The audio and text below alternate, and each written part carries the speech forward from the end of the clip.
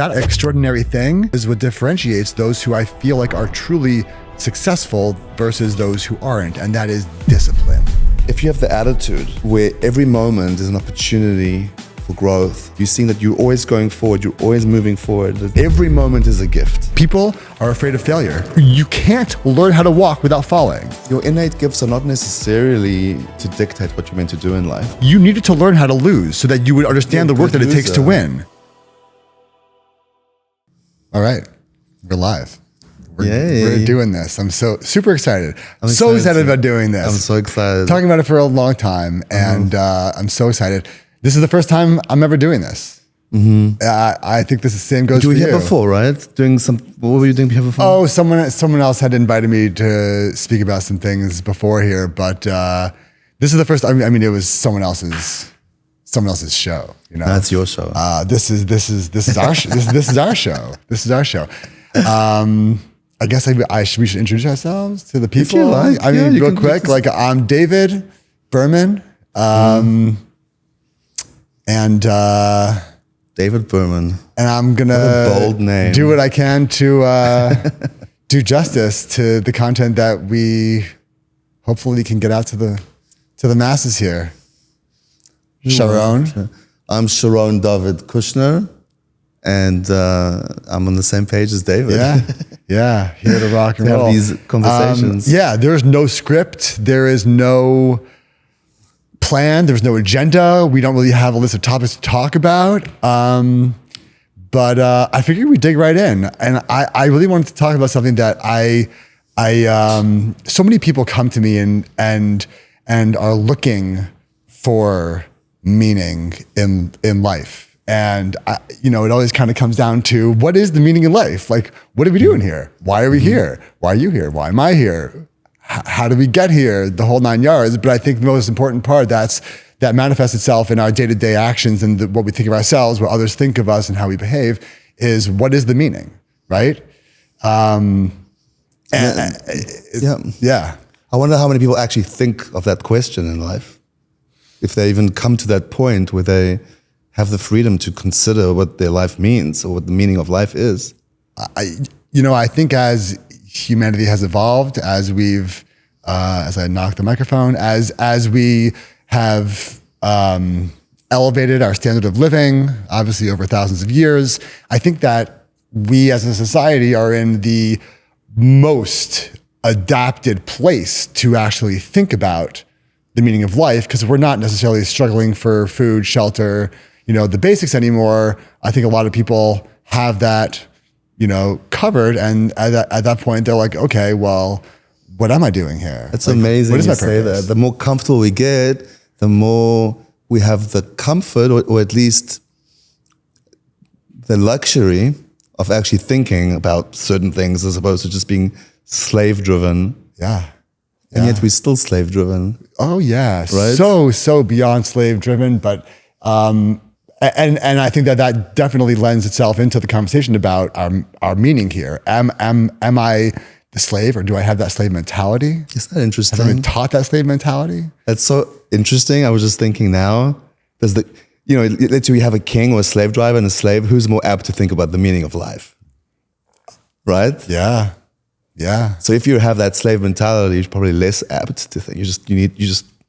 You're under the control of a master. But if you are a master, and just to bounce off what you just said in the beginning, it does seem like evolution wants us to consider that phenomena, since we are getting all our comforts and our needs met, right? Especially with AI, it's freeing us from even more. It's pushing us towards thinking like, so what else can I do? What else am I meant to do? What do I reflect on? What do I think about? Yeah. And I mean, I think at least in America, and I mean, this is not a hard or fast rule, but I think on average, we've wanted to, or initially back in the day, we wanted to come to a place where people did less menial jobs, did things that leveraged their minds, that they could learn some skills, skill up, do more valuable things, and be better contributors in our society. And we then obviously outsourced all of our manufacturing to China and India because we figured that we didn't want those jobs. We wanted these people, instead of being in a factory, we wanted them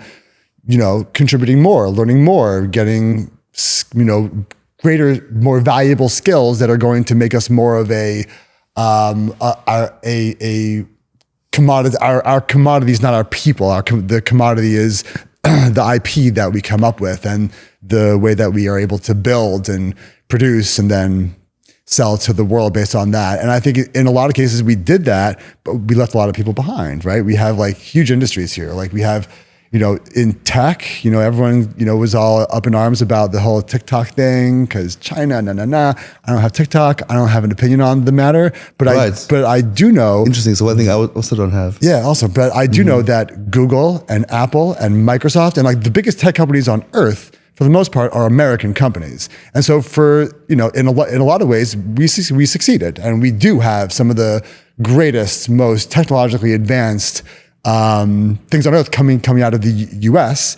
But at the same time, we have a lot of Americans who are not on that train and who did not skill up and who have been relying on the McDonald's jobs and on the, teller jobs and on the jobs that are not unimportant. They are necessary and they're valuable, and there are people who are paying their bills on those jobs, but that's unfortunate. Why is it unfortunate? What's unfortunate? Because I Let's say I have a McDonald's job. What's unfortunate about because it? I feel like as a human, I respect humans so much because we all have these brains, and these brains do such crazy things that, like, for you to be using that to do that, I feel like it's just a loss of potential in that person, and it's a loss of potential in what they can be to themselves, not just for the world, right? It's really, yeah. It's a sensitive thing for me as a psychologist, because wherever you are and whatever you're doing, you should have value in that. Instead of questioning it and creating such conflict in yourself, you should accept and celebrate whatever it is you're doing. But what are you celebrating exactly? Are you celebrating your laziness and the fact that you're not pushing yourself to the utmost potential? Or are you celebrating in order to give yourself that energy? Celebration is energy to propel yourself forward. Yeah, I'm satisfied. I'm fine with where I am now, but it's just now, and I have goals to manifest, something greater than where I'm at this time. Mm-hmm. So it really depends on kind of where you're at. But I just want to say one more thing, and then we can bounce off that. No, there's a certain veteran that I worked with the other day, and extremely bright but angry, obviously PTSD related. He served in Afghanistan and all that stuff, and he's flipping burgers and washing dishes, right? At the age of what is it, about 50 at this point. So traumatized. But the one thing that he finds value in is that kind of a job where he's not dealing with people, but obviously he's not meeting his potential. So, and full of rage and anger with where he's at. And I wonder, like, what would you say to someone like that, who's extremely bright, who's traumatized and stuck in a job that is far less than his potential? Right. So that's unfortunately where a lot of Americans find themselves today. A lot, from the young to the older, right? What percentage do you think of America is that? Well, I mean, I went on to Google the other day because, everyone's always so focused on the top 1%. That's always just a number that gets thrown out there about like the 1%, the 1%, the 1%. And I was like, you know what, let me kind of just go a little further down the stream here. What percentage of the money in America is controlled by the top 30% of Americans? And it was staggering. I couldn't believe 97% of the money and assets in America are controlled by the top 30%, with obviously a hyper exponential being at the top 1.5%.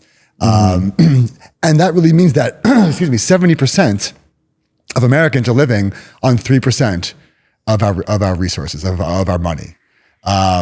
And to me, that means that 70% of Americans are on welfare in one way or another, and that we've become truly a welfare state. It also could mean that, like, did the caste system ever die, or did we just lift and shift it? And we replaced the army with the top, the top 29, 30%, from 70 up to 99, that's the new army. The top 1% is the Lord, and the 70% that represents the bottom are the peasants.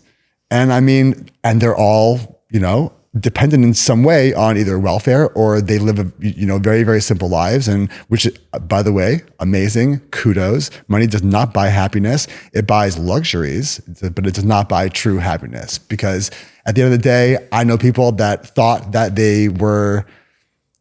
that their life sucked because of money, and then they made money and their life still sucked. Correct. Yeah.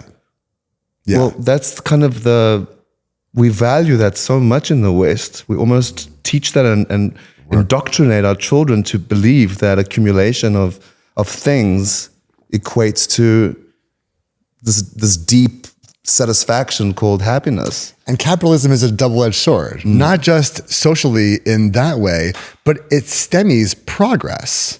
For example, car companies. You know the cars you're coming up Don't with. mention anything. I know. You know the cars that you're going to be coming out with in 2028, in 2030. You've got prototypes for even further on down the road. Imagine if capitalism wasn't what it was. It didn't push people to want. Right. 100%. And they would give us the newest one now and then have to come up with a new one next year. Our progress would have been exponentially increased, and apply that velocity across every spectrum and every industry, not just in tech, across everything, right? We are slowing down progress so that we can capitalize on it, right? We're slowing down progress so we can capitalize. What a concept.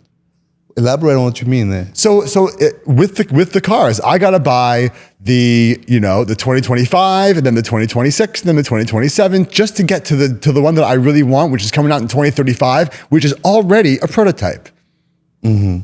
Right? Now, just because it's a prototype, already there, but it's not available. It's not available also because they haven't figured out how, they have to build a factory, they have to source infrastructure. They have to source everything. They have to make it efficient to build now, right? Now you have this supercar that you built for 10 years from now that costs, $1 billion to design and build. I can't scale that. I can't keep building this car by hand over and over again. I have to scale so I can make my money. And so that's how we've built our system is everything needs to be scalable. And because of that, it slows a lot of things down and we lose quality. Back in the day, things were all made by hand and the craftsmanship was superior, period. That's true. But I want to imagine if we went that fast, where would we be? We'd never enjoy the moment, maybe, or slow down and kind of appreciate where we're at. No. If we accelerate and produce and are so industrious, I know, but there's no end to it. Think about this, right? When we were kids, or when I was a kid, and Back to the Future came out, right? They said that by this time we would have flying cars. Right.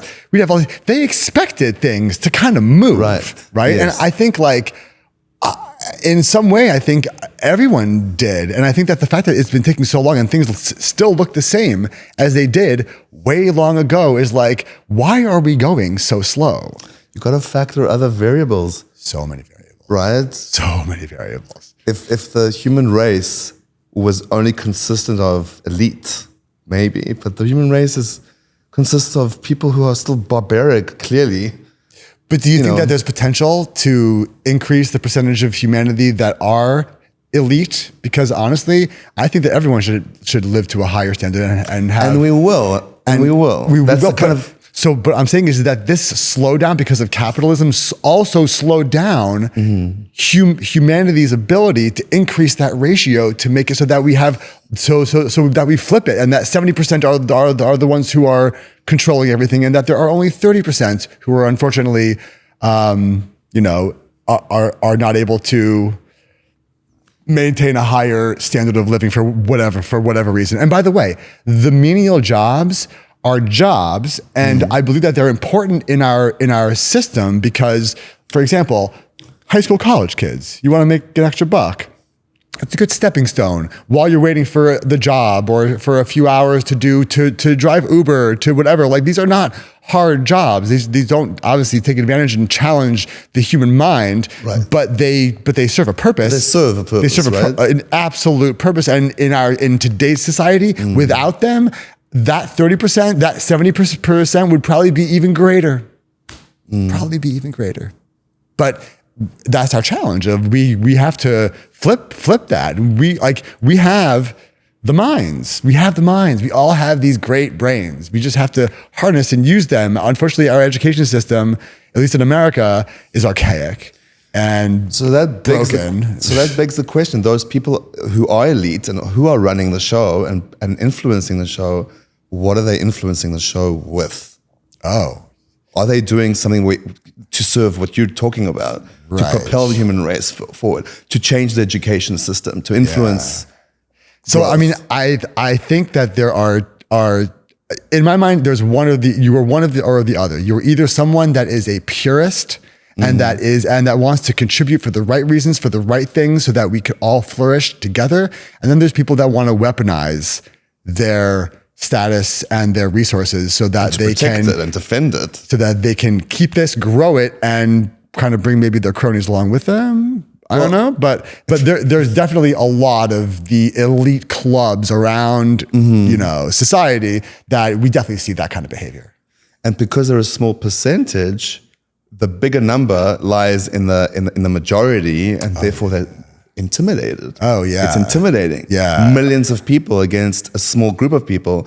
You want to control them because all of a sudden they might just rise up and overthrow you, and Yeah, honestly, it's kind of fun not fun or entertaining, but it's super interesting to watch how humanity is controlled by different groups that have built systems to control people, and like from the governments to the corporations to, we can go into healthcare, we can go into big pharma, we can go into health insurance, we can go into just so many different ways that humanity is herded and kept at a lull, right?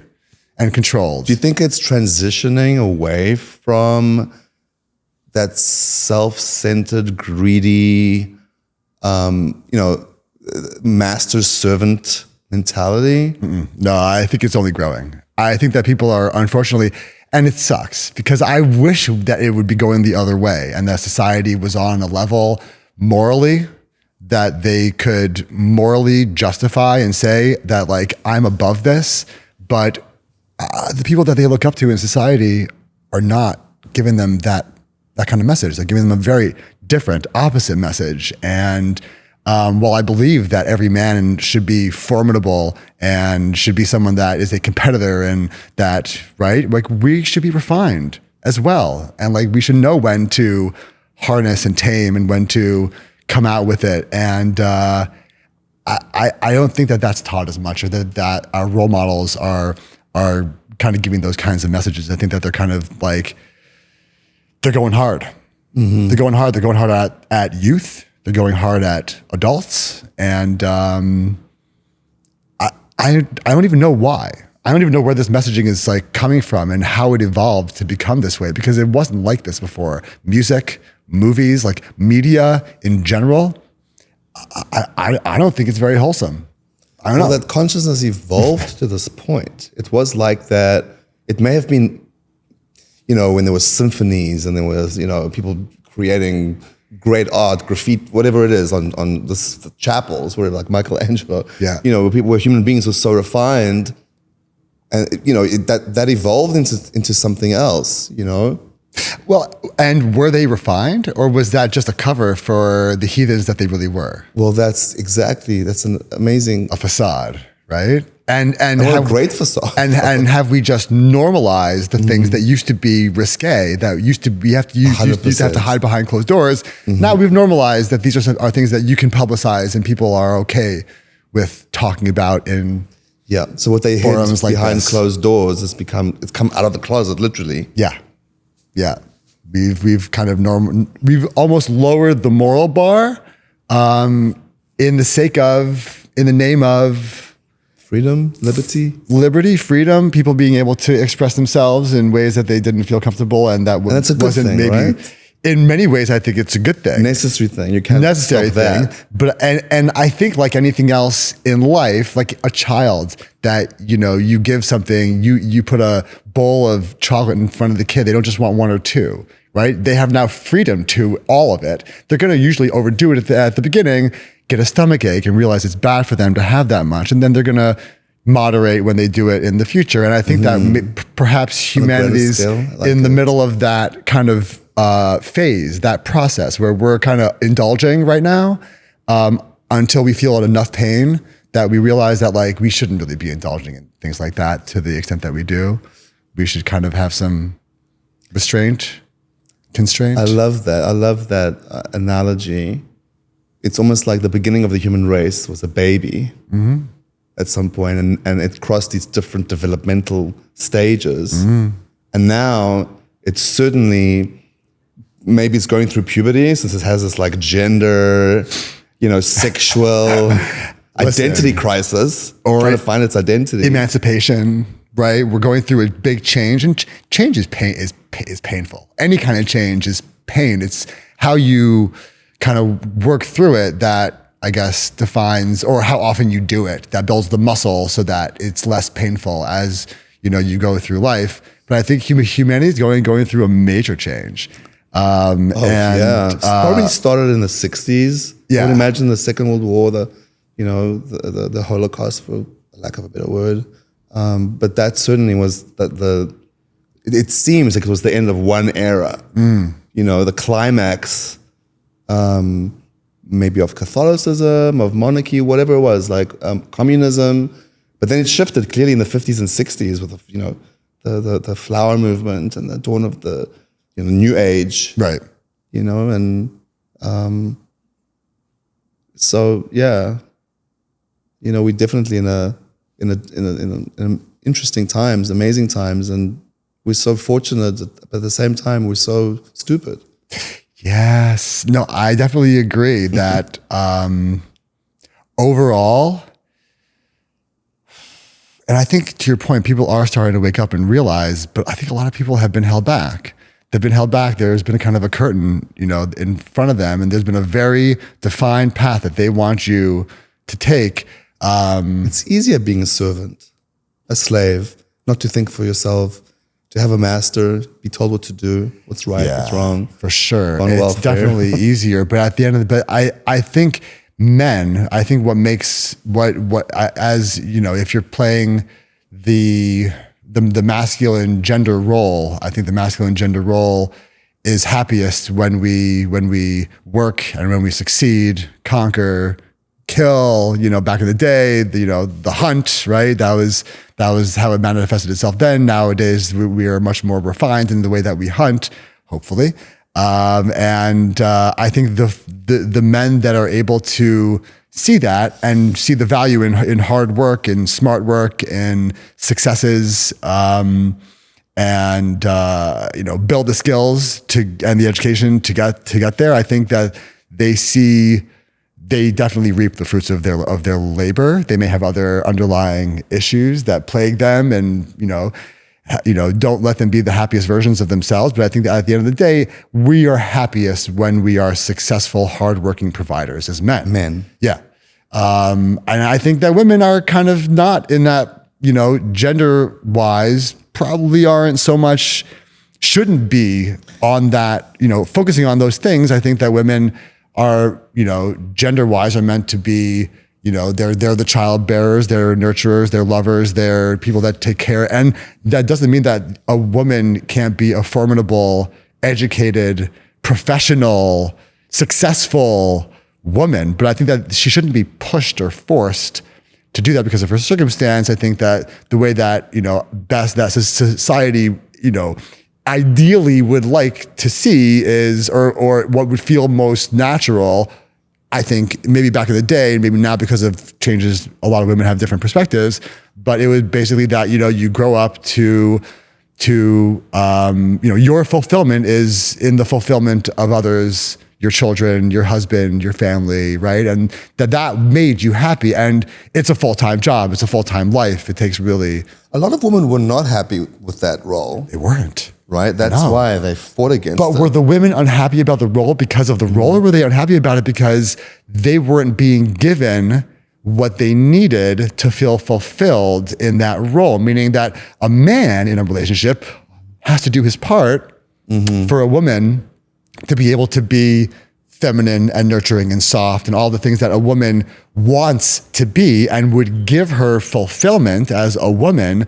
But if she doesn't feel safe doing it, then she's not going to be happy in the home, cooking and cleaning and doing all the things that a woman and that a mother and a wife has to do, because she's not getting what she needs to feel happy and fulfilled in that role. I think the other piece that I think was a major contributing factor was technology, meaning that a long, long time ago, a woman would spend the entire day making dinner. Right? Like it was, that was her role, and it was part of her job, right? You're taking care of your kids while you are preparing food, and your husband is out doing whatever he has to do. Cut like that. Very for clear thousands of years. But as technology came and we gave women things to make their job in the home easier and faster and free up their time, like a washing machine and a blender, and right? And so I think over time, women sat there being like, what am I doing with all this time now? Interesting. I'm able to fulfill my back role. to what we started off with. Meaning, fulfillment. Exactly. All of a sudden, you have this luxury to think about life. Yeah. What do I want? With that? What do I want to do with my life? Do I want to only be a mother and a housekeeper? Because this is easy now. This is table stakes for me. Give me more of a challenge. And by the way, because women, being a mother and a wife are hard jobs. And they challenge you to think, to be dynamic, to be strategic, to logistically be a disciplined, hard worker. And so you have these skills that women have built in the home. And they're like, oh, we have time now. Let me apply these skills to things outside the home that I may have interests in outside of my children and my husband, which is perfectly fine. Perfectly fine. How threatening to a man that would be when a woman all of a sudden wants to do what he's doing, and perhaps she's even smarter than him. I like it. I think the competition is great. Make men up their game. I think that there are some groups that will do things, some powerful groups that will do things to exclude people who they know would be formidable contenders and competitors, and they would challenge their power and challenge their... They'll create restrictions on them. They'll control them. They control them. It happens all the time. Right. It's part of life. So they're threatening. So I think that we see a lot in this world of the big guy domineering and dominating the smaller guy in order to, in many ways, just keep out the competition. I mean, right. You know, people get to a point in their life when they get a certain amount of, I feel like, money and power where they don't want to have to work so hard, man. I don't want to have to keep competing and working so hard. I just want it to be easy now. And so they're going to probably do what they can do and use whatever resources they have at their disposal to eliminate competition, right? Eliminate competition. Eliminate competition. Wow, what a concept. Yeah. To eliminate anybody who's kind of, threatening your status quo. Listen, Visa and MasterCard, they own 80% of their industry. 80%. 80%. So they have a lot to lose. People in power have a lot to lose. Oh, so much to lose. But I mean, it's like times are good, right? Like it's good times. But these companies, most of them, I mean, a lot of companies, what they'll do is they'll just buy out. Like companies will start, they'll gain some momentum, and they'll get bought out by one of the big guys, right? I mean, you look at almost any industry, you look at music, right? It's Sony, Warner, and Universal. Like that's pretty much it. You're either owned by one of those guys or you're an indie. And there are some successful indies, but again, 80% of the market or more, probably more like 90, are those three companies globally. It's crazy. So they're controlling the narrative, right? They're controlling what people think. They have a lot of power. They have a lot of power. Have a lot of power. They have a lot of power. A lot of power. Right? It becomes necessarily political. Well, because they are the biggest distributors of that kind of media on And they Earth. want to protect their assets. Well, and right, they want to protect their assets. But my question also is like, who's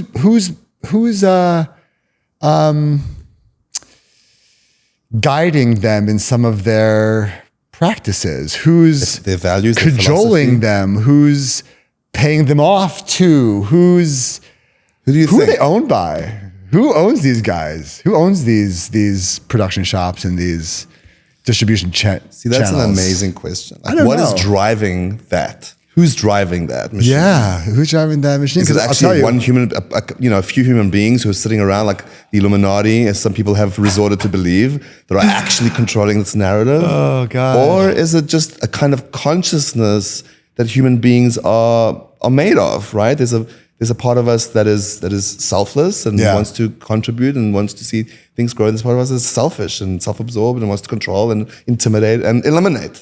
Yeah. I think something I've learned over the years is that there are some things that are true luck. But true luck usually comes out of genuineness, meaning you genuinely love to play the piano. By the way, Sharon Kushner, one of the best classically trained piano players I've ever met. Thank you. Hands down. Aside from being psychologist, amazing, awesome, cool. Anyway, All these elite things. all these elite things, yes. So I think that that I have strong conflict with, having all of that doesn't like what? Give it to someone else. Give it to someone small. Someone who deserves it. But you put so much effort and work into it out of love, and the end result is incredible. But like it was genuine love that caused you to focus so much on it, and do it so often, and for it to become one of your major modes of expression and outlets almost. And Right. so I think that that really only comes out of good things. I think that I've learned that on the other side, nothing that happens in humanity is an accident. Absolutely. Well, it's coming from somewhere. Someone There's is a driving doing it. force behind. Someone is planning it, benefiting from it, possibly funding it to benefit from it. But yeah, nothing's an accident, and it's very hard to find institutions and entities without an agenda that benefits them while advertising how they will benefit the masses. Everyone that claims that they are here to benefit the masses is ultimately trying to serve themselves. It's a self-serving, it's greed. Really, right? We're always wrapping greed up in this pretty packaging called giving and value. So we're giving to get back. Perceived value. You're saying we're giving the more to we get give back. to, the more we get back, right? We Right. have profit. Right. So the more people own iPhones, the more someone is benefiting from it. True. Now, at the same time, there may be true benefit to what it is that you're providing and that people are paying for, and there are people and companies out there that really are like out for the end consumer and that do good things. Sure. But then there are those that I think are definitely not, and definitely try to do whatever they can to, benefit themselves in possible detriment of. And I think that, and I take a risk saying this, but I think the medical community, medicine, is probably the biggest culprit of that, where we're conditioned really to think that, they're about us and about our best interest to heal us, when we see so clearly that there's a small community of physicians who are crying out loud and saying the med schools, the medicine is a lie. It's a false science. It's not about healing. When it comes to cancer, when it comes to diabetes, when they're trying to drive a certain narrative where these things are incurable and like spending billions of dollars to protect this narrative, you have a small group of incredibly genius, gifted physicians who are saying to us, and thank God for social media, they're lying to you. Yeah. These are lies. Yeah. You can reverse these conditions. Yeah. But they don't want to publish it because they have a lot to lose. Yeah. Medicine, stakes are I think, is a prime example because for a few reasons. Firstly, doctors are the best salespeople on earth. right? Right? It's really a subject of Nowadays, I feel sensitive. like more and more people are going for second and third opinions. But like back in my grandparents' era, what your doctor said was God spoken. I mean, 100%. you do it. You are 100%. unquestioningly doing what your doctor Don't tells you to question do. your doctor. Absolutely. Yeah. So like they became I used to train people in how to sell. And I always tell them at the beginning, I said, you always want to sell like a doctor. Doctors are the best at sales. Unbelievable. Right? Because their product, what they're selling you your health, right? They're selling you something that like, if I wake up tomorrow without this, the rest of my life that I think is important goes away because I can't walk. I can't live the way that I need to live anymore, mobility, whatever, communication, right? So they are the best at selling. So they became so I think that they became a focal point where industries realized that they could use this sales channel to sell to the masses and unquestioningly without really real competition. Can you imagine? You can advertise Unbelievable. on television, Lunesta, Abilify, whatever it is, like all these different medications, but you can't advertise beer Yeah. or alcohol. And it was Dr. Satz, I think his name was, suggested like, what is more toxic? Yeah. What is worse for you? Which is an unbelievable thing to think about. Yeah. That they're allowed to advertise these foreign chemicals that control people ultimately. Yeah. That shut down freedom of speech and freedom of creativity, of expression, of being, yeah. of humanity, Yeah. right? It shuts down, it molds you. It's the host culture is formulating these things so you can feed it.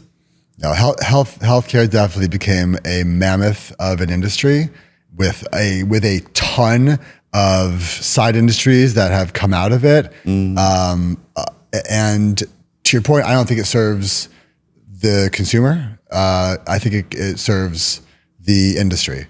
The consumer gets treated en masse. We aren't treated as individuals. Our ailments are given labels that we've used to then define the treatment, usually, some kind of drug-related treatment that some pharma company is going to then be able to make their money off of. And that's kind of become the perpetuating thing. The insurance companies have just become the payers for really the government.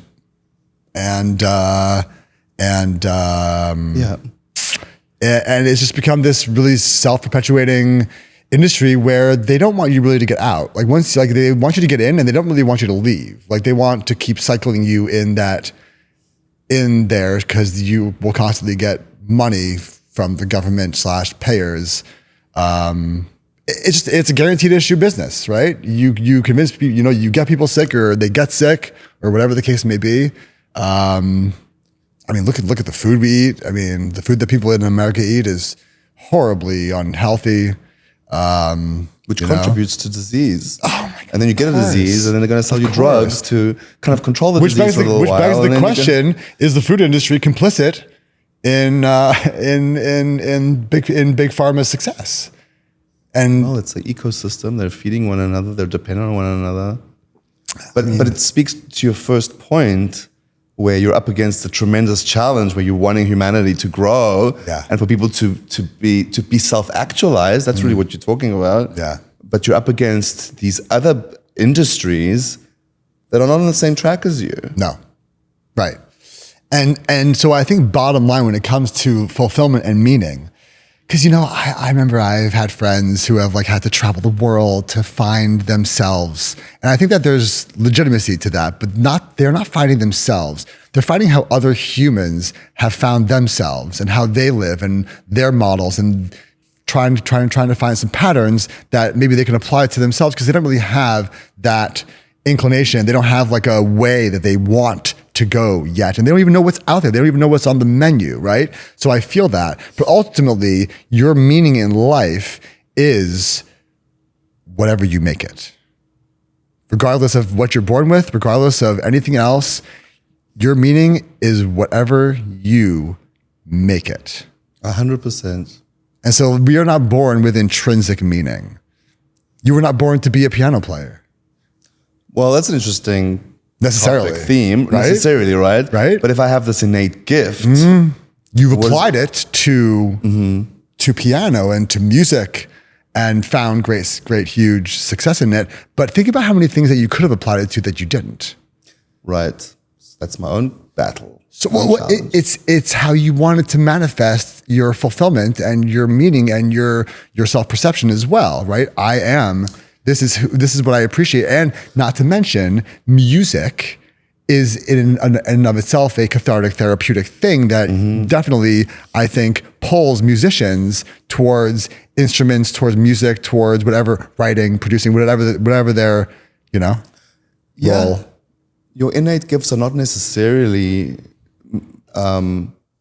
are not necessarily to dictate what you're meant to do in life. Yeah, you're good at so many more things than what you do. Exactly. So many And more. You can become disillusioned by one aspect of yourself when there's really another aspect that needs to develop and be actualized. Right. But at some point you realize that you can't go deep into everything. You have to kind of pick something that speaks to you, that checks the boxes, whatever those are to you. Right. Exactly. And I think that a lot of people struggle with that. They struggle with for creating the boxes. They don't even know what to prioritize and what they really like and don't like. Right. And I think that this goes back to our education system, goes back to a lot of other things. But at the end of the day, I think that this is a challenge. And I think that people end up spending so much of their time in what I call analysis paralysis, where they're just trying to figure things out and they don't know where to go and they don't know what to do. And they can't put the first foot forward. Because once you put that first foot forward, the next foot's going to follow, and the next one, they can't get it moving. It's scary. It plagues our youth today. Well, yeah. Plagues. The older generation always judge the younger generation. Oh, what music are they listening to? But objectively, the art, that speaks of life is what values are they selling in the art today?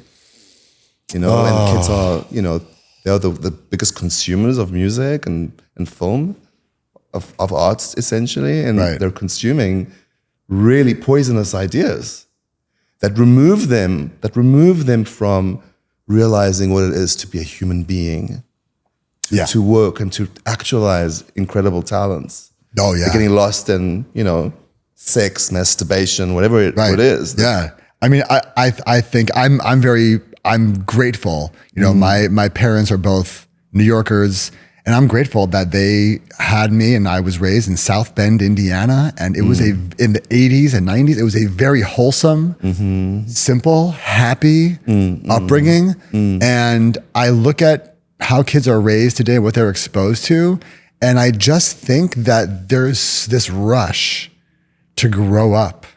I love being a kid. I really enjoyed it, and I was in no rush to grow up. And when some of the kids were like, "Oh, you're still playing those games and doing that," and I was like, "Yeah, I am, because I'm a kid, and that's what kids do. And I don't need to try alcohol, and I don't need to try cigarettes, and I don't need to try things with girls, and I'm not there yet. That's not my. I just don't feel comfortable doing that yet because I'm just not there yet." It's an interesting question. How many kids in urban or rural? How do they respond to this pressure, the societal pressure, or when it comes to drugs, alcohol? Now, on the opposite side, cool. I don't think that we challenge our kids enough educationally and academically.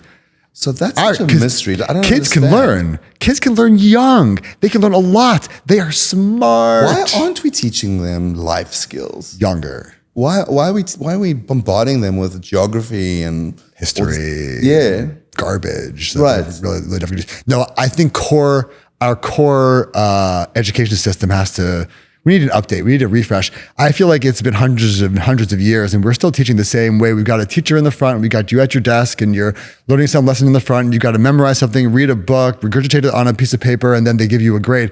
That whole system and the things that we're focusing them on, like, why don't you come out of school knowing how to do your taxes? Absolutely. Why don't you come out of school knowing how to start a business, how to balance a checkbook? How to be responsible. Come on. Financially, absolutely. Come on. How the world works. How is it that these kids, some of them can't navigate an airport? I remember teaching my daughter when she was young, I would give her the ticket and I would be like, "I'm following you. Find us the gate." How are we getting there, right? Like, these kids should learn these skills when they're kids. There's no reason to wait till they're adults. Like, make them, you know what it is also? I feel like this also plagues society like crazy. And honestly, this is, we're touching on something right now that I think is one of the things that could literally change humanity if we could just improve this one thing, but it's big. It's real big. People are not present. And when I say present, I mean, they're not just, I don't mean like smelling the flowers and being like, oh, I'm so grateful and appreciative for what I have. I mean present in terms of like, am I negatively impacting someone else by doing what I'm doing right now? Is there someone behind me who's trying to pass me and I'm just like kind of sitting here doing something and I'm blocking the way?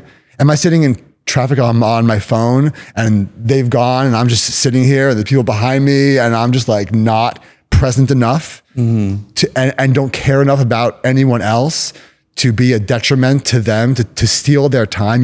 You can't give time back. When you're on the highway and you do that and thousands of people now lost another minute or two of their time, that's thousands of minutes that you've stolen of people's lives that they can't get back. Do you know how much productivity, like, you know, people want to say that, oh, you know, who cares about the traffic? You know, cities should really fix the scalability of our traffic system, because every day when people have to wait hours and hours, it's costing society a ton of money, and not just productivity, but in resources to sit in traffic all day. Like, this is something that is this is a basic principle of you don't negatively impact another person. In order to do that, you must be present at all times. But it comes back to it. It doesn't serve them. It doesn't serve the authority. It doesn't serve whoever's in elite, who's ever's in control, to teach kids how to be independent, how to actualize, you know, how to be responsible. It doesn't serve them. It's threatening. It comes back to the same thing. We need to control people. Yeah. Otherwise, they'll overpower us, and we'll end up being punished by them ultimately. Well, and they'll realize, they'll start poking holes in the box that we've built for them. They'll start to notice that, oh my God, like, I am totally in this box. I am totally being controlled. I cannot get out of this place unless I do something extraordinary. But unfortunately, that extraordinary thing is what differentiates those who I feel like are truly successful versus those who aren't, and that is discipline and work ethic and rigor and strategy and things and the willingness to work harder and smarter than other people. It's a dog eat dog world. It's a rat race. No matter what you think, no matter how you know, polite and philanthropic I am, you're competing against every other person out there for resources. There's only so many. You want some, you need some, right? I think only those who are willing to go hard, to go the distance, to really put in the effort, get off your butt, learn a skill, become an expert, or invent something, or go into, right? To succeed, you got to get off and you got to go. You got to do it, right? So like, there is no other way. And I mean, listen, you could inherit it, but I mean, I've seen that too. I've seen kids who are rich who inherit it and don't do anything with their lives. And I mean, no judgment there. But for someone who's not, the other 99.9999% of us, get up off your butt. Use that amazing brain, that miracle of a machine that's inside your head that we can't even really figure out. Use it, because it does stuff that would shock you. And I think people are afraid of failure. They're afraid of it. It's an epidemic. They can't start because they're afraid to fail. When they were learning how to walk, we were just talking about it the other day. When you're learning how to walk, you can't learn how to walk without falling. If you don't fall, you'll never learn how to walk. But the shame, the humiliation of falling, everyone laughing at you.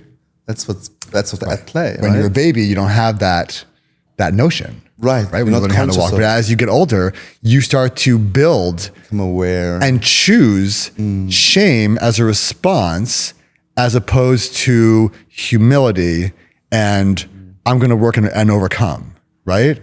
And it's a muscle that I think a lot of people don't. We're in that everybody gets a trophy society. There's no winners and losers. Like, there are no losers. We're all winners. When in reality, there are losers, Okay, there are losers. And when you don't get that job, when you don't get that raise, when you don't get whatever that is, and you can't pay your bills because of it now, like you needed to learn how to lose so that you would understand the work that it takes to win. Right. Right? That's the motivation to get up and win. If we give the losers the trophy, then they're never going to understand and feel the pain of losing. And then in life, they're going to, unfortunately, not have what it takes. The winner takes it all. The loser standing small. You know which one I'm talking about? The ABBA song? Yeah. It's an amazing song. Amazing song. Mm-hmm. No, listen, I feel it really is. It's one of the things that plagues us the most.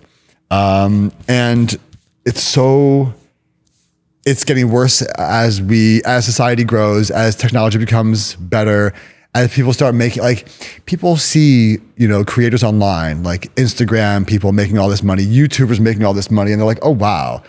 It's so easy. It was so easy for them to do that. That's like such easy money, or whatever the case may be. I don't have to work hard. I'll just become a blogger. I'll just become a fashion blogger on Instagram and show you how I do my makeup every day. You know how many of those there are right now? There's a gazillion of them, right? Unbelievable. And so like, I get that you all want to make money doing your makeup in a mirror every day. But first of all, a lot of those people, it takes work, right?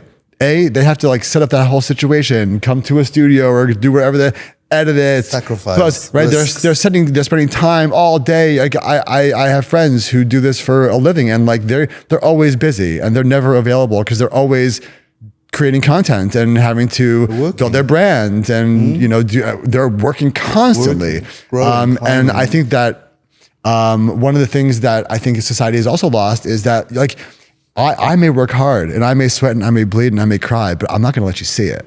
I'm going to let you see my successes, and I'm going to let you see me smiling, and I'm never going to like let the things in life get me down to a point where like I can't smile in front of a friend and like they would think that like things are so bad in my life. Nothing's that bad in my life. There's no life or death situations going on in my life. There are things that I think if I'm not on top of could negatively impact me, and I have to be vigilant, and I could lose and I could win. You're an aware person. You're constantly having a conversation with yourself and your feelings. You're aware of what's going on.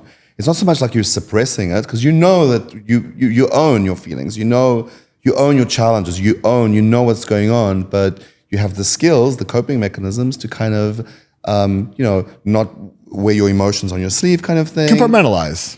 To compliment. Yeah, it's an interesting word. I'm not sure how I feel about compartmentalizing. I love it. I love the concept. Yeah. Healthy or not. Right. I think that in a moment, it's a tool. It's a tool that everyone needs to use sometimes. Yeah. The level of emotional reaction that I see these days to things that are not that big of a deal, I think are a result of people not being able to separate certain things in life. Everything becomes triggering because they're not able to say, no, this isn't that. This is something else, right? And this doesn't have to trigger this emotion or this negative reaction, I feel like everything in life triggers everyone these days anyway. Like half this conversation that we've talked about so far has been triggering to, I don't even, and it should be. So many people. I should know your triggers. Provocative. I love to be provocative, and I love to push the envelope, and I love to make people think about a different perspective and about people like you only got to where you are because people were poking at you. People were like, hey, you could do this better. Hey, you could, too much. Right? Sometimes too much, and that becomes maybe a bit of a trigger, and that may become our own PTSD over time if we don't know how to cope with that, and it was maybe too much pressure at a time when we couldn't deal with it, or whatever the case may be. It certainly propels you, makes you grow, but I think it would have been better. And obviously, I love my parents. I have everybody that, Oh, they do. They're human. They do the best they can. I love my parents. Yes, but I think the culture I come from, the kind of Russian, Israeli, South African culture, there wasn't so much reinforcement. The reinforcement, was the awards you may get from a certain skill, but it wasn't like, wow, you did great, you're amazing. It wasn't so much of, no, you can do better. You can always do better. That kind of, it could have been balanced with that a little bit more. I know. It was the generation as well, I think. I think it was a bit of a harder generation. The baby boomers came from a generation of World War II. Like that was the World War II generation. And I think that generation was turned into a hard generation, and they wanted to give their kids skills and felt that it had to be done with a heavier hand. And I think the baby boomers were the first ones to actually do it with a little bit less of the heavy hand, but still, obviously, in most cases, almost everyone our age could probably think back to their childhood versus how kids are raised now or how society is now. That's the other extreme now. You can't even say anything. It's so extreme, right? Yeah. So extreme, right? The way that we make sure that they're always happy, that they're always smiling, that they never cry. Oh, please. It's pathological, really. Where kids are controlling parents more than parents are teaching them or educating them and disciplining them. It's like a discipline is a curse word. Yeah. Discipline. Yeah. Also just saying your thinking is wrong. Saying to an 8-year-old, a 9-year-old who has all kind of strange ideas about themselves and they identify themselves with whatever, just saying, no, you're on the wrong track is almost like a crime. Oh, I believe, and this is gonna hurt. I believe that we are the worst generation of parents in the history of the world with the potential to be the best. Meaning, like, we're obviously better than back in the day. A lot, we have so many more tools at our disposal. But in so many ways, we should be pumping out the best freaking kids right now. Parents should be at their all-time best, based on what we know, based on our history, based on what we should have learned from the past. And parents today suck. No, it's so true. What do they suck at? What's so bad? So first of all, I believe that medicine has definitely etched its inroads into parenting, okay? And the fact that we are medicating our children to the extent that we do, like I was a rambunctious, energetic little boy when I was a kid. And my parents luckily got me into lots of different interests in hockey and martial arts and basketball and art and all these things that I was going from thing to thing to thing. I come home, do your homework, get outside and play. We're going to this, we're going to that. You have soccer practice, you have hockey practice, you have whatever it is. They knew how to focus my energy on things that were going to make me not a nuisance to them and make me a better person and give you more skills in life, right? Parents, I think, need to learn how to channel their kids' energy and not throw them on Ritalin and not give them labels like they're ADD, ADHD. I promise you, your kid can focus. You put them in front of something that they like, they are glued to it. 100%. Focus is not the issue. Excel at that. Maybe that's their thing. Focus is not the issue. Boredom and entitlement, meaning I don't want to be learning this. I don't want to be doing this right now, even though the system that I'm in dictates that I must, right? So then this kid's gonna be in class not enjoying math because no one enjoys math necessarily at the beginning especially, right? It's challenging, it's hard to understand the initial concepts, so you build that foundation, right? And then, your kid can't sit still in math. They're ADD, they're ADHD. Put them on Ritalin because we don't want to deal with it. It's like, no. That kid needs to understand the value in doing what he or she is doing and suck it up. Be writing a symphony at that age. Suck it up. Right. I'm sorry. And for parents not to be teaching their kids and not to be backing the teachers and saying, you're going to sit your butt in that chair and you're going to learn this. So it's the other extreme, right? It's almost like, imposing that on children. Well, I mean, it's also the carrot. Agenda, right? They need to conform. Well, but from a parenting perspective, it's when to use the carrot versus the stick. I love the carrot. I'm in center. I think it is the way to go. I want to incentivize, right? I want to make you understand the value, reinforce the value, reinforce your own reward, reinforce. However, there comes a time where the stick is necessary. I've given you the carrot. I've given you the option of the carrot. And I've given it to you in so many ways. And you've rejected. And at this point, for your own good, so that you are good in life and get the skills that you need to be a good, because that's, as a parent, that's my job, right? My job is to make sure you have the skills in life to keep this place going, okay? I gotta use that stick sometimes. Well, there's different forms of sticks. So many forms of sticks. No, right? It's not that stick that actually. Oh no, I'm not saying that you should physically touch your kids in a manner that isn't loving. I'm saying that there needs to be the absence of reward, or backing up the school and the teacher and saying you can't talk to the teacher like that. You got to listen in class. You better do your homework, or else. these privileges are going to go away.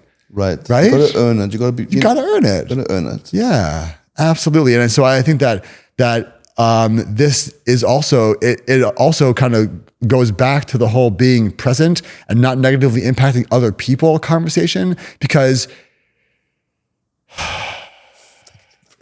you're not teaching your kids that skill to be present. And because of things like video games and movies and media, are so present, aren't they? They're so present, but you're not necessarily teaching them to prioritize to be present about the things that they should be present about and focusing on, right? Also, I feel like people are like only able to do one thing at a time these days. Well, there's no such thing as multitasking. Your mind's eye can only do one thing at a time. But you can go and go from thing to thing to thing. Like, for example, when you drive. You have multiple tasks, but are you multitasking? When we drive, I guess and then we look down for a second and we put on the radio, and then we look down for a second and we adjust the climate, and we put and we're driving and we're watching and we're looking at the mirrors and we're making sure that no one else is around. Like, we're driving the car, but we're definitely focusing on other things while we are driving. We're not stopping to do those things. But your mind's eye is always very present at what it's doing. It may be a fraction of a second. 100%. But it's still a unit as opposed to many units. Correct. It's not fragmented. Oh, absolutely. But I believe environmentally, yes, but not internally. But I think that the ability to go to juggle and go from thing to thing to thing kind of in a very short time span and continuously do that in a loop is a muscle that people can build. Should be developed. Should be developed. Like, especially in this generation where everything's so fast. You're walking down the street in New York City. It's rush hour. You're having a conversation with your buddy who you're talking next to. You're also on your phone while you're doing that, okay? And there's a whole bunch of people all around you that you are not necessarily paying attention to or looking at, or whatever the case may be, but you could be.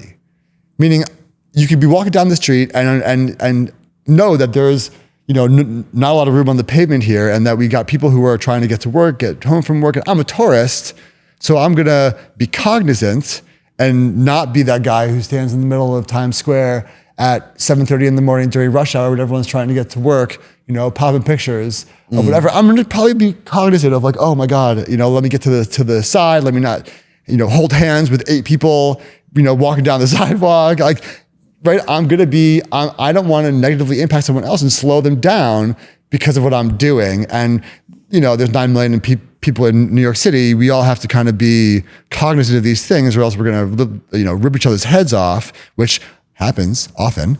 So it's hyper awareness. It's hyper awareness. I don't even think it's hyper awareness. I just think it's a higher level of awareness than people care to have now, generally.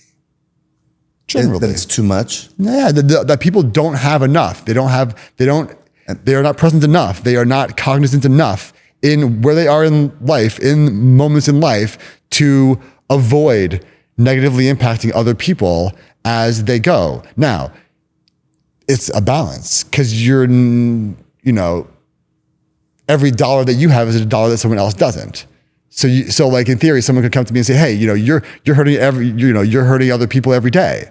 And it's like, yes, I am. I'm competitively, I guess, in some ways, negatively impacting other people who could use those resources. That's a valid argument. But I got to live. I got to live. I love that example you gave yesterday where, I don't know if you were responsible for it, but where people, a company needs to let go of a few people or whatever.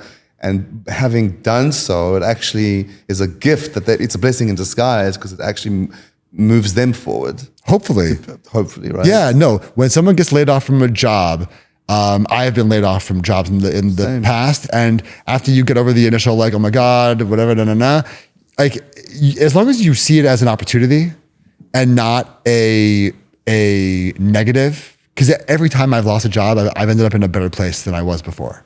And after the first couple of times of that happening, I realized that, wow, this kind of change is actually a huge opportunity, a forced opportunity, but you have to make it into an opportunity. Like, you still have to do your due diligence and your work and your discipline, and you're like, getting a job is an 8-hour-a-day job. Like, people that lose their jobs and don't take it seriously and do it for 8 hours a day aren't really serious about getting another job, which in society today is becoming more and more of a norm also.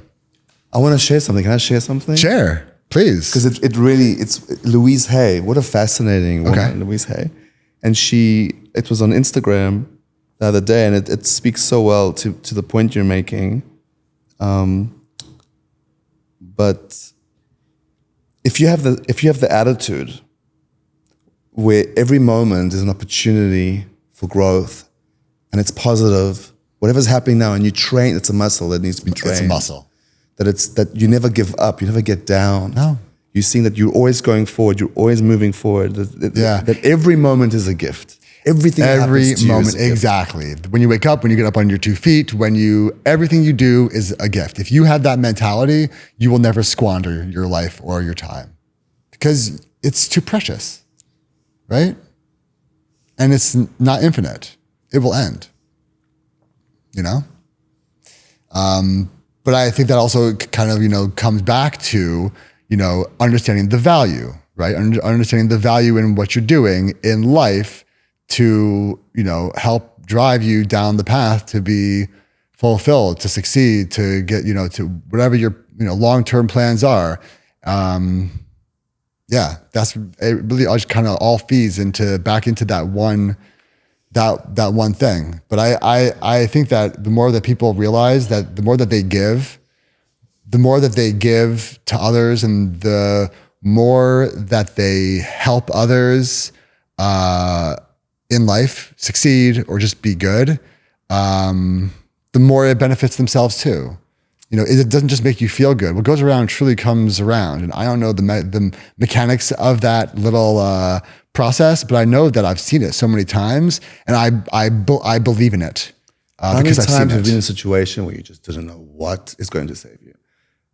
So many. And by the grace of God, or whatever you want to believe in, by the universe takes care of its inhabitants. Yeah. However you want to term that or coin that. Yeah. We are taken care of in some way, but we have to just believe that. We have to know that. And you don't have to believe in God to actually entertain that. But see, not everyone is. Not everyone is taken care of. No. You don't think? No. I think that there are people who are luckier. And by luck, I mean that you are in situations in life that have allowed you to have a much higher probability of I would rather have you believe things. that you are taken care of as opposed Sorry? to not.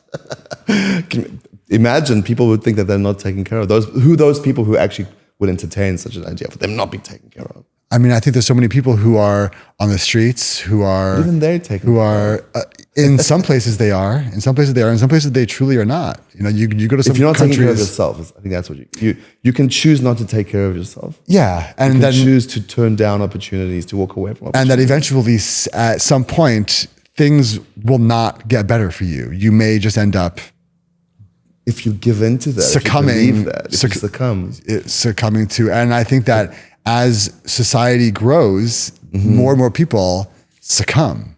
Right? There are only so many resources, and only so many people are born into certain types of families, societies, cultures, and have certain types of educations and opportunities. And there are people that are not in those, that truly feel stuck and don't know how to get out of their situations because they don't have the education, they don't have the mentors and people to look up to, and no one's rooting for them. So we don't know what choices people make, but as a privileged class, should we still give them the opportunities, all the opportunities in the world, until they make those choices? Well, so I believe that you want to always teach someone how to fish, right? Giving someone fish is never scalable. I can't give the masses fish, right, exactly. but I can teach them all how to fish. And so I think that we need better programs to get people off of welfare and be able to be more self-sufficient, as opposed to having 70% of our country on welfare. Right? So how do you teach a person to make that choice? That it's, you can teach them how to fish, but to make the choice to fish. Well, so they have to feel the pain of not fishing. But some people just learn this learned helplessness where they believe that they can never overcome their circumstances. Right. And it's a lie. It's a lie. Because you can always overcome your circumstances. Right. So you're saying, what level do we baby these people before we say, hey guys, like, I get you have issues and that you have your own, perspective issues and that you think that you can't do this, but you can, and you have to because society doesn't want to pay for you anymore. Well, yeah, it's like, addicts going to rehab. At some point, the insurance says, listen, we've paid for 10 treatments. It's Right. cost us almost $1 million to keep you in treatment. Right, but that person We're not never paying wanted anymore. But that person never wanted to get better in the first place. Never belonged in rehab the first, those 10 Yeah, you were just times. reinforcing this kind of life of going in and out, in and out, and not teaching them anything. Yeah. So I think that that the system unfortunately has massive flaws, where people will get caught in the system and will become addicted to the system, drugs and system. I mean, these are big problems, man. These are, and ultimately, they are not things that I can generalize. I don't like to generalize about these things because every person has a unique story, and every situation is subjective and objective to the individual, their background, their genetics, their circumstance. I tend, and I've worked with thousands of people who are very, very sick and very unprivileged. Yeah. And I honestly come to the conclusion where the worst thing you can do to anybody is tell them that there's a problem, especially people who are sick. It's rather this functional psychology, right? Rather tell something that there's a reason why you're an addict. There's a reason why you're using these things, and it comes from a good place. Interesting. As opposed to you are a failure, you're an addict, and therefore it just reinforces and triggers low self-esteem. Do you ever focus on maybe their symptoms and ask them about the symptoms of their choices? The symptoms of their choices. Like, for example, if they're an addict and, they because of their addiction, they do X or this happened to them or they lost their X, whatever it is.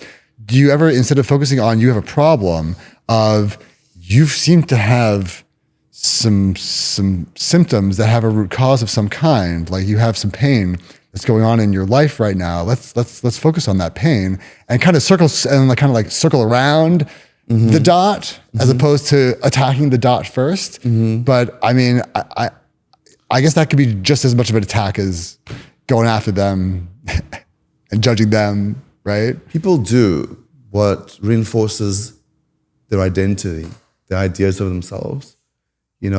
A criminal does what he does is because he's really good at it. If he doesn't do it, then he's doing things that he's not really good at. Interesting. He wants to regulate a good self-esteem, right? His self-esteem is dependent on the things that he's good at. Right. So people are good at putting themselves in situations where they're in so much pain. They're really good at it, really good at getting into bad relationships, falling in love with people who are bad for them. They're really, really good at it. They really suck at forming relationships that are healthy for them. And so they don't do it. True. Right? So when you start teaching someone to stop thinking, these are thinking errors. Right. These ideas you have of yourself are not productive. You have to change the way you look at yourself, the relationship you have with yourself, the beliefs you have about yourself. But I mean, I think that in order to do that, someone has to see value in doing that. Right. There has to, because now they have perceived value in their toxicity. Absolutely. And their choices. They have some kind of perceived value. They have to be convinced. The value is that by themselves that there is action, reaction, and the reactions to my actions are not worth making those choices. I need to make better choices, right? The consequences are not worth it, right? I'm paying a price I don't want to have to pay every time I do that thing. And someone may learn it after the first time, they may learn it after the 1,000th time. But the positive consequence is not convincing enough to them. It doesn't regulate that identity. Identity is huge. That's why this generation is so caught up in what do you identify as with. Because what you identify with really is controlling you. It is. Tremendously. If you identify as a criminal, you identify as whatever it is you want to identify as, you're going to live a life that looks like that. Your life is going to be a mirror of that. Wow. Yeah. But you can. We are human beings. We have freedom of choice. Right. You can choose another identity. You can choose an identity that will serve a greater purpose and be more rewarding than the one that you have now. But it takes a lot of work to reinforce these, because identity is a conglomeration of billions of ideas that you have of yourself, others, the world. Right. But you need to accumulate and reinforce a whole nother identity and find pleasure in it, because there's that pleasure principle. Right. Dopamine. What releases dopamine? You're doing something that releases dopamine. Some people do stuff that is terrible. Yeah. But they are addicted to that. Yeah. identify with it. Yeah, no, for sure. For sure. And I think that sometimes people also will kind of go overboard with things in life in general. So for example, like it's great to have balance in life. You're going to work hard. You have to have some kind of balance, whatever your flavor of it is. Everyone is different. Something that you're doing for yourself that is balancing what you're doing, let's say your work professionally, whatever it is, right? Or the time that you have to spend being whatever it is that you have to be for whatever it is you want to do in life. And then there's a time that you get to yourself to be what you want to be and do what you want to do in your life. And that's your form of balance, right? And I think that people sometimes get addicted to what they want to do stuff, right? They get addicted to the stuff that I do to find balance. That suddenly becomes this balance thing, it's not working so much for me. I'm working way too hard. I want to be doing way less of that and way more of beaches and clubs and restaurants. And then I think suddenly people realize that you have to have one to enjoy the other.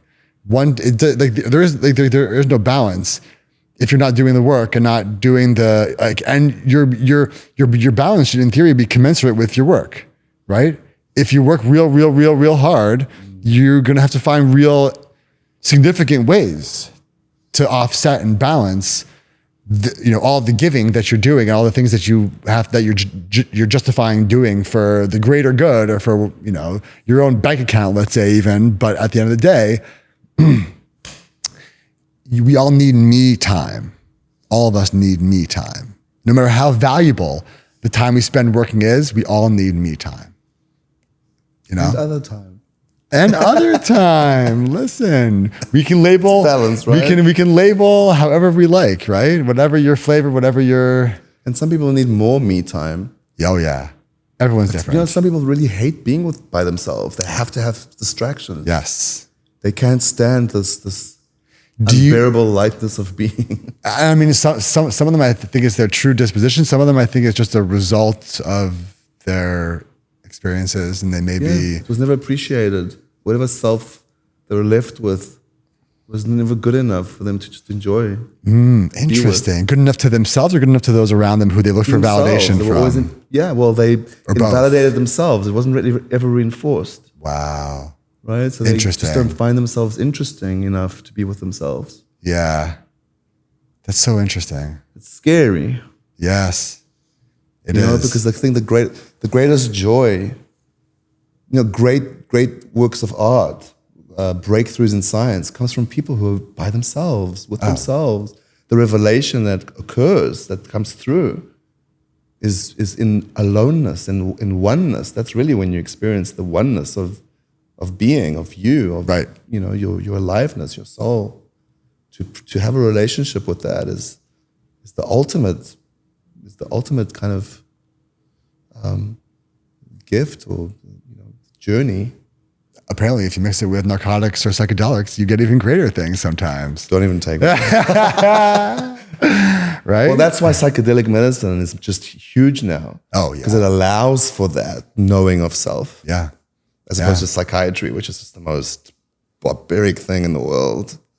How so?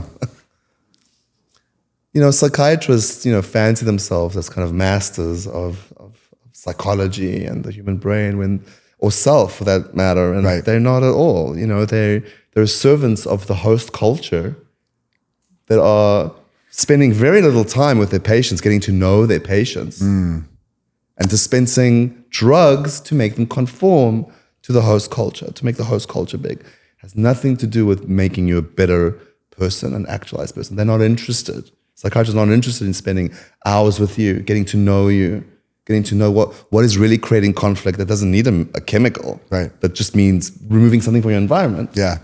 They're not interested in that. They're not trained. It's really tragic and really disturbing when you take a look at the field of psychiatry today. That's sad. It's scary. Sad. It actually makes my stomach turn. It really sucks because I think a lot of people, like for example, myself, like I love therapy. I think that everyone should have a therapist. The real therapist is free from that. Right. But it's sad that there are people, and I mean, unfortunately, I think that this goes back to our medicine conversation where there are doctors who are basically drug dealers, basically. You come into my office, you're walking out within a few minutes with a pretty heavy duty narcotic of some kind that's going to keep you coming back. Just imagine, you know, of course, I'm not endorsing any practice when it comes to drugs, but Right. let's say a person is addicted to heroin, the medication that they'll be prescribed is much more toxic and much more addictive. Right. The withdrawals and from Suboxone or from anything, from any opioid which is prescribed is 1,000 times fold more hellish than you're withdrawing from heroin or something as from the natural opiate. Yeah. So they're getting you, you know, but again, it's a money, and it's just, it's a whole nother topic of conversation, you know, because there are agents that can help addicts. I don't know if you know about ibogaine, or you know, there are certain plants that Move your mic a little closer to your face. That's what he can tell us messages. Okay. Messages. Just pump up the volume on your side. There we go. Just so he knows. Anyway. But there is a paradigm shift, and it's a very difficult one. Yeah. Very difficult one. But there are people who, just like they have the talent for music or finance or software development, whatever it is, Right. there are there's people who really want to heal, who are extremely gifted healers, who go into med school and are just baffled by the system, but the corruption, and they go off the tracks a little bit. And there is a movement now where plant medicine is being redeemed. Okay. You know, it's psychedelic medicine. It's huge, like ayahuasca, psilocybin, all these kind of things. Right. And those things really are about self-discovery, of identifying the conflicts, of removing those conflicts from within yourself, as opposed to, you know, taking a chemical to tweak you in order to make you work for the host culture. Yeah. I mean, personally, I'm not making an opinion about, you know, drugs that are sold in pharmacies and on the market. I personally shy away from any pharmaceuticals. I think that in nature, everything, we have pretty much everything we need. Our bodies, our bodies also really do a really good job of taking care of themselves. Eating, so I think that I think that society has a very toxic relationship with food right now because of how available it is, and because of the fact that companies are able to, you know, sell food that is truly unhealthy for you without anyone kind of getting in the way. And we're gluttonous, we're greedy, we're like, this is who we are as humans. And, you know, a lot of people, I think, turn to food for pleasure, turn to food for solace when they're down. They turn to food as as a form of therapy, and super unhealthy and super toxic. You know, as soon as technology came around, I feel, and we were able to mass produce food, and people didn't have to work hard to get food anymore. You know, it allowed for the mass obesity that we have in this country. It allowed for, you know, a lot of the diseases, the heart diseases, and a lot of the you know, things that you know, intaking large amounts of manufactured sugars and glutens, and you know, all the you know, and you know, it's so addictive. The soy byproducts, right. the fillers that these companies are allowed to put in food, and it's funny because, like, you go out of America, a lot of other countries, you don't find that that's the case. You know, I turn around a package in the grocery store here, there's like 15 ingredients, and the same thing in France will be 3, 2. Correct. Yeah, the Coca-Cola, the Fanta, like everything. And I mean, I feel like it's actually illegal. I think, beating a dead horse here, because I know I've seen it online from 1,000 different people that talk about these types of things, and we know we're getting fed poison in this country, and we know that you know, it does feed it into the healthcare system, and there has to be some kind of correlation. And because, I mean, somehow the FDA is in control of both food and drugs in this country, which what a conflict and they know of how much damage it's doing, and yet they are endorsing its practice. What a conflict of interest. Food can cause people to be forced into drug, right? Medicine, it forces them into. So wouldn't you think that you would want to have 2 separate entities, one that is in control of protecting us from bad food, and one that makes sure that they do their proper clinical trials and we're not being fed some, deadly drug. Like, they should be separate entities. The FDA should not be on top of both of those things, in my opinion. It's a direct conflict of interest. They've weaponized food to not just make food, the food industry, make a ton of money without having to spend a lot of money because they can give you garbage. But then they feed you right into the healthcare system. By growing both of those exponentially, it gives the FDA more and more power. It was a self-fulfilling corruption. I mean, I've heard rumors about how the FDA was started. Super sketch. I mean, listen, right? We've all been consuming vegetable oil for how many years now? Who started Crisco? Procter and Gamble. Back in the day, that's when the FDA really got any kind of real power. And they know. But they that took these are machine poisons. lubricant and convinced us that it was edible. And convinced doctors to sign off. It said It's okay. 9 out of 10 doctors say it's edible. I think that was like one of the first slogans of Crisco. Come after me, Procter and Gamble. Let's go. P&G. Anyway, so that's kind of yeah. Not only that, but they knew sugar is a disease breeding chemical. Yeah. They knew that. Sugar. They know that. And yet they're supporting it, they're endorsing that, financing it. And it's a crime. There's so many crimes that they're committing. It's a crime against humans. Straight up. It's a crime against humanity. It's a crime. I mean, listen, but it's at a price, right? We'll give you these rewards. Right. The American dream, whatever the case may be.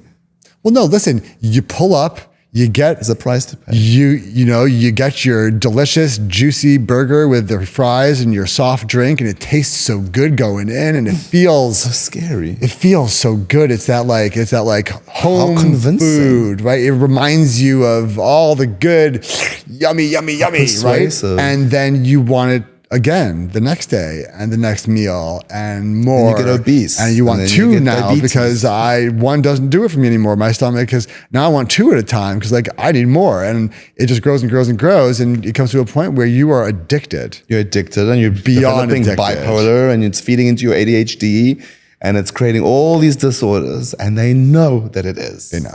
And yet they're not teaching anything different. Nope. And by the way, having a burger once in a while from one of these places, Build your immune system. Yummy. Put in something foreign. And so your body yummy. can Build some white blood cells, right? Correct. Build Let some your body immunity. fight it. But once in a blue. Once in the blue. Once in a blue. Moderation. You go in every day to pick up your whatever it is from the whatever fast food place, tickles your fancy. It's like, what are you doing? What if there was a law that would force, let's say, McDonald's to only serve Healthy food? one burger, one person for 1 week, every week, right? Make That it, they're not allowed to make more. Make it regulated like a serve drug. Make it regulated, right? I have to show my ID when I get when I get it, and if I do it again and within the week, the system knows I can't get another one of these. I've already had my fill of saturated fat and simple starches and whatever it is. So you'll go to jail. Nah. People, That'd be a funny I feel like movie, it needs to huh? be a choice. It needs to be a choice. We just have to show. Again, show people the value. We're such value driven. Correct. We don't have to People. feed into the system. Yeah, we just do to- have freedom of choice. We should have a freedom of choice. They should make delicious, yummy cakes and 100%. candies and things that should be Definitely. available. There should be freedom for all. You shouldn't eat them every day. But that should be your choice. But I think that certain chemicals that have proven carcinogenic should be not allowed in our foods. Oh yeah, Right? 100%. Poison that we know is poison should be removed. Absolutely. I feel that honestly, we need to go to a more locally sourced system. I don't like the fact that everything is shipped so far. Things should be fresher. If things were fresher and more freshly made, they wouldn't need all those preservatives. They wouldn't need all those chemicals. They wouldn't need all that, whatever it is. I think, but it also comes down to advertising and marketing. Advertising and marketing also, I think, in society is still one of the most damaging entities that exist in our society.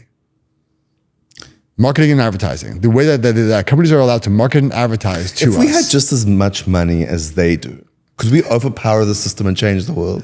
No, because they're psychologically controlling us, right? That Could we not create our own red psychological dye, manipulation? We could, right? But it takes a lot of money. A lot. And where's the value? So let's raise it, which brings us to where's the value in it, right? Where's the value, right? These people who are manipulating it right now, they're benefiting, they're profiting from it because now people are able to use things that are cheaper ingredients, things that are not as fresh, longer shelf life, and they can legally sell it to the public. And they are going to make more money because of all of those different things. But we could provide incentives for people to, if they stop drinking Coke, then we'll provide them certain, rewards for it. We'll create like a civil like rebellion against all these different kind of reward companies. is that you're healthier and you feel better and you live a better life. Yes. But until they do it, they don't know manipulate it. them somehow. Well, because until they do it, they don't know it. Until they do, they don't know. So you have to manipulate it because it's good for them. Do you know how many people ask me on a regular basis, not that I'm some like beacon of health, but they'll ask me like, how are you so skinny? How have you managed to maintain or get what you know? And I mean, it's like, do you really not know? There's no diet. It's a lifestyle. You got to live it every day. You can cheat sometimes, but at the end of the day, it's a lifestyle. There is no such thing as a diet, right? And it's not even that I'm so strict with myself anymore. Now my body has almost come accustomed to my current eating habits, and I don't want to eat more. Like I'm not hungry enough to eat too much. I'm not hungry enough to eat more than once or twice a day max. Like I'm not hungry enough to eat more than a certain amount in a single sitting. I have no interest in having any, bad drinks or I like water. It's just over time. I feel like your body becomes accustomed and enjoys. But you see value in it. It comes down to that. You see value, you believe in it. And that's what drives your behavior. Of course. You're seeing value in it. Of course. I also am willing to put in the effort and the discipline and the consistency to do it.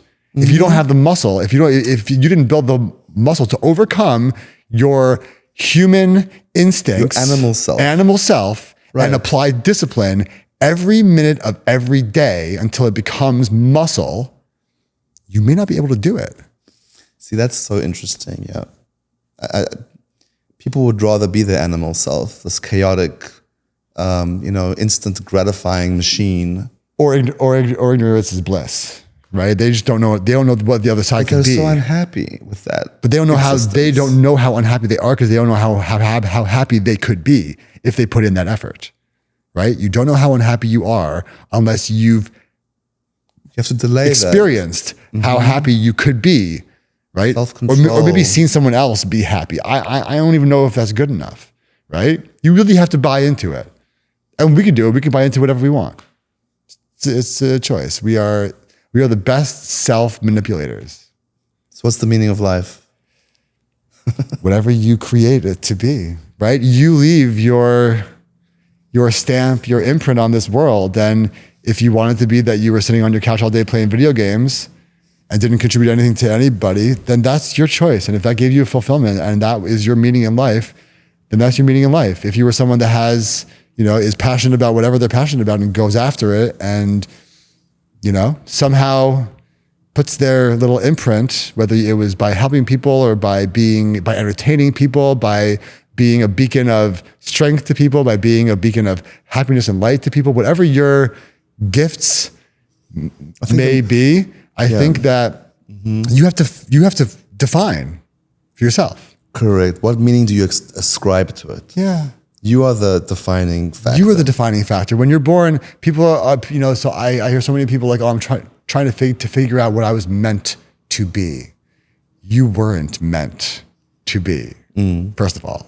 The fact that you're even here is the luckiest thing since winning the lottery. The chance of you being you, me being me, that means that my parents had to get married and their parents had to get married and their parents and their parents and their parents and their parents going back thousands of years, and that's how I am me. You had no choice in the matter. None. It's not that I have no choice. The chances of me being uniquely who I am are 1 in, I can't even count that high. Like the chances of me even being born, we're all so unique, all of us, and we all came from this lineage that all these things had to happen for our genetics to be what they are, for us to be where we are. So how were you not meant to be in that equation? Because it sounds like you were meant to be. It would be, so I believe that it would be very kind of haughty for me to say that just because that I'm so unique and the chances of me happening were so small makes me important.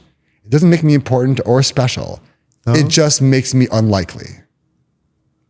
And that's okay. It sounds so much more boring than it is boring. Special. It is boring. I'm not special. I can be special.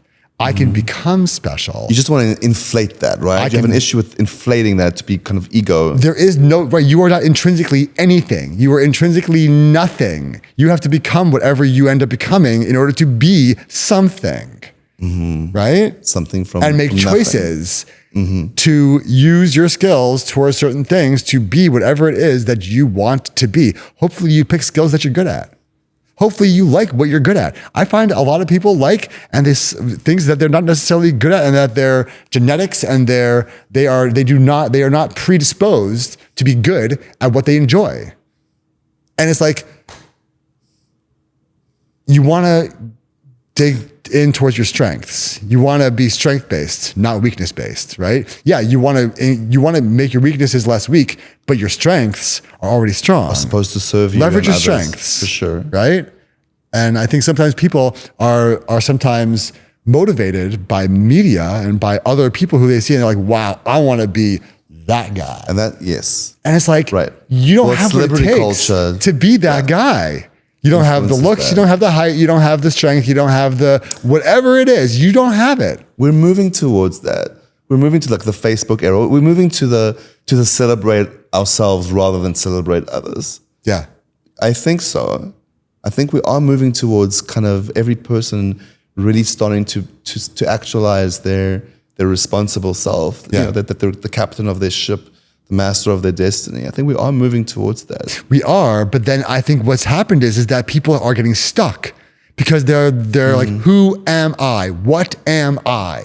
And they get stuck. They don't know how to put that first foot forward. Really. And they will just analyze and analyze and watch and scroll and scroll and scroll and freaking scroll. And it's like, you're not going to find it there. Right. You got to go out and do that. You got to be that. Try it out. Watching someone else do it does not give you the insight that you need to make an educated decision about your life. It doesn't. Watching others, like a role model. Yeah. You have to do it. You have to try it. Yes. Right? Shoot your shot. Otherwise, you're never going to know what it's really like. Everyone's like, oh, I want to be the Leonardo DiCaprio. I want to live like a big star, right? I didn't mean to call out Leonardo DiCaprio. I don't know, whatever. Anyway. He just called me. Anyway, you know, he has challenges like everybody else. He's got a regular life. He puts on his pants one leg at a time like everybody else. He's not like more than a popular actor that very good looking. Yep. There is that part of human nature, though, that wants to idolize, look up to someone, be their hero, save them. Not too many, I think very, very few people, maybe a handful of people are really in touch with that part of themselves, that they are their own God, so to speak. Yeah. Savior. Most humanity, they're not there yet. Let's put it that way. And I think people are, we are a grass is always greener on the other side culture, as opposed to the grass is greener where you water it. Right? You do you. So that's such an interesting thing. Like we for generations we've disqualified the self in a way. You know, the grass is greener on the other side, not where you're at. Right. It's a generational, deeply ingrained in us, disqualifying and validating our godly nature. And it's why people are never fulfilled where they are. They're never happy where they are. And even if where they are is a stepping stone to where they want to be, they don't want to be there. Or they don't want to put in the work. They want, that isn't gratification. They're like, how do I get to there? And it's like, you got to put in the work. You got to put in the time, you know?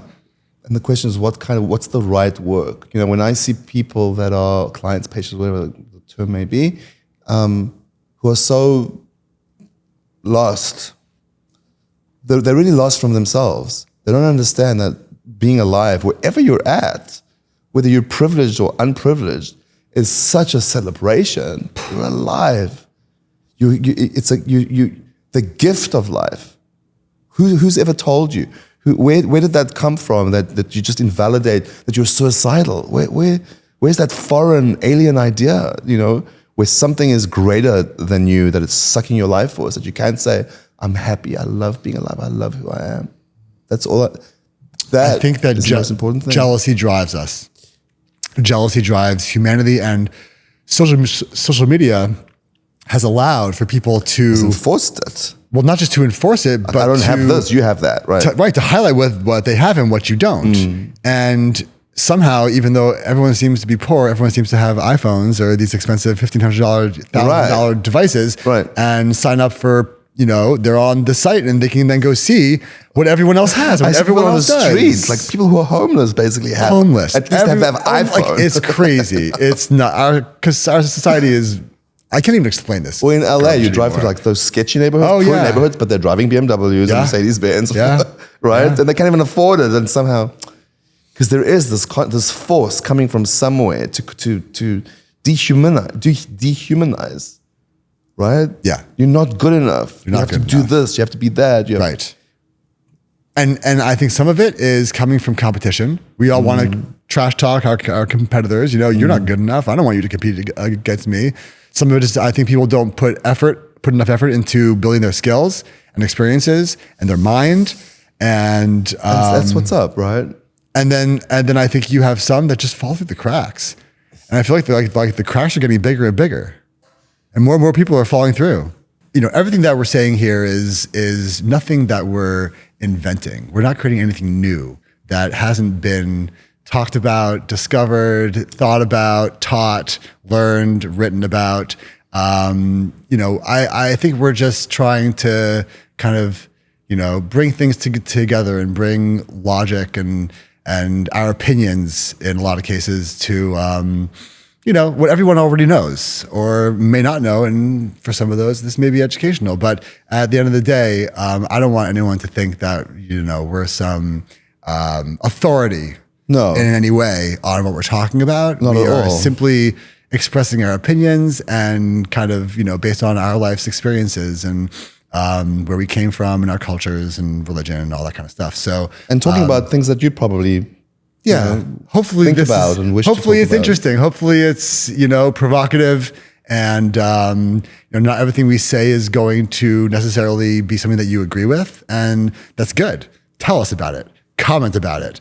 We want to talk, and we want to hear your opinion, and we want to go deeper into things, because this is, again, we're going very high level right now. We want to go deeper into things that interest you, as much as we, you know, value the things that interest us. So just kind of wanted to put that out there. You know? Yeah. Are there still things that, you know, that we, just lost my train of thought there. That's okay. That's okay. It's a good segue, actually. I'm too cold. I need to warm up a little bit. Right? I want to, Miami's cold. We're getting winter down. Can you imagine? Right now. Is it the climate change that everyone's talking about? Climate change. Oh my gosh.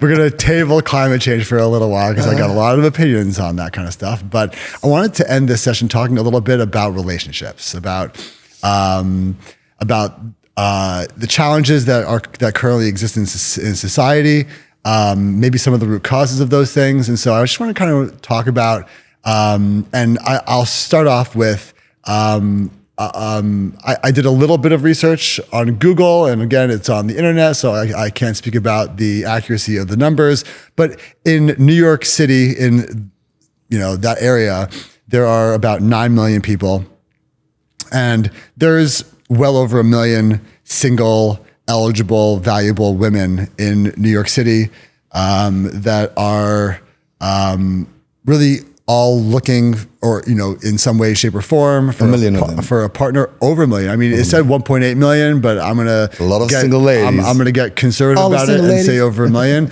And, you know, a lot of these high value women are all looking for high value men, and there are only about, you know, few thousand of those in the city who are, hyper successful, good looking, socially adept, are those people that those types of women are going to look for as partners. And this massive imbalance, it's just so interesting to kind of unpack the cultural kind of symptoms and things that happen and ways that we are going to act because of this imbalance. And so I think that it's a super interesting topic of conversation.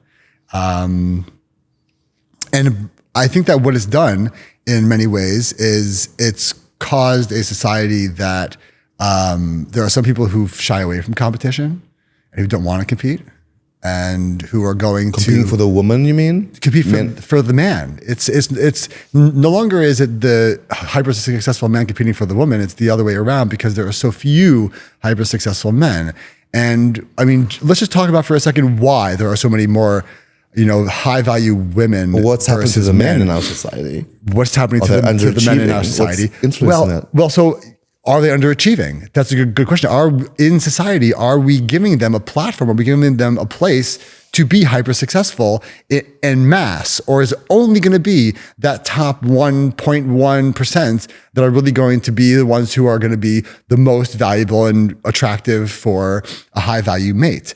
And why is that? My opinion on it is I think that for a woman to become a high value woman, a lot of it is very transactional, meaning that if a woman wants to lose weight, she can lose weight. If a woman wants to get pretty, she can get her hair done, get her nails done, get some makeup, learn how to do it, all that kind of good stuff. She can learn to be more refined. She can learn to be better at certain things that will appeal to a man, and will be successful usually when she takes those steps and is serious about improving and will become a high value woman. Okay. Again, I'm making gross generalizations here. For a man to become high value man in a relationship is usually historically in a gender role. I'll call it the classical historic gender role where Stereotype? men are providers, and women are nurturers, and in that concept, what makes a man high value is his ability to provide. A man can be very smart, very good looking, very educated, well traveled, experienced, all those great things, be a great communicator, and put in a lot of effort to being successful as a provider and can still fail. It is not as transactional. It is not as guaranteed that man will, because we're all competing for the same resources, right? That there is a dependency on resource availability to your success as a man to be able to provide. So I think that the challenge for a man to provide has gone up, while the ability for women to become high value women has kind of Easier? stayed. It's probably easier now than it even was a long time ago with all the different technologies and things that we have to do to improve yourself.